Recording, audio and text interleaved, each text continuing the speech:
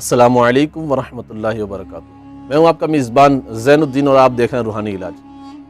آج میں آپ کے لیے لایا ہوں زبان بندی کا روحانی علاج۔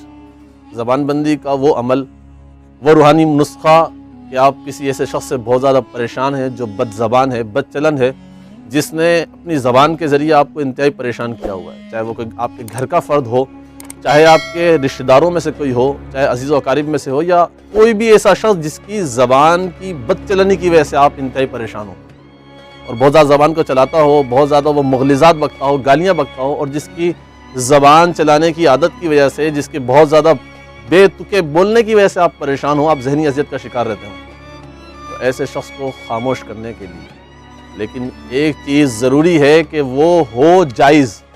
اگر آپ ناجائز کریں گے تو اس عمل کے ذمہ دار آپ خود ہیں۔ وہ شخص جس سے آپ بہت زیادہ پریشان ہوں، اس کی بد چلنی کی وجہ سے، بد زبانی کی وجہ سے، تو آپ ایک کوڑا کاغذ لیں، اس پہ سورہ طٰہٰ کی آیت یومئذ یتبعون الداعی لا عوج لہ وخشعت الاصوات للرحمن فلا تسمعوا الا ہمسا یومئذ لا تنفع الشفاعۃ الا من اذن لہ الرحمن ورضی لہ قولا يعلم ما بين أيديهم وما خلفهم ولا يحيطون به علما وعنت الوجوه للحي القيوم وقد خاب من حمل ظلما۔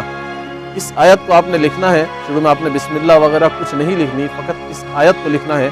اس کے بعد جو شخص جس کی بد زبانی سے آپ پریشان ہیں، نیچے اس کا نام لکھیں اور اس کی والدہ کا نام لکھیں۔ اس کے بعد اس کو تعویذ کی طرف فولڈ کریں اور کسی بھاری پتھر یا کسی بھاری سامان کے نیچے دبا دیں۔ انشاءاللہ جب تک وہ تعویذ دبا رہے گا کسی وزن کے نیچے یا کسی پتھر کے نیچے، انشاءاللہ آپ اس کی بد زبانی سے محفوظ ہوں گے۔ یہ تھا ہمارا آج کا روحانی ٹوٹکا، روحانی نسخہ۔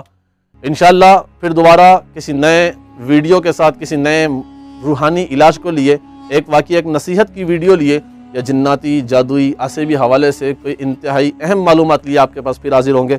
تب تک کے لیے اجازت دیجیے۔ السلام علیکم ورحمۃ اللہ وبرکاتہ۔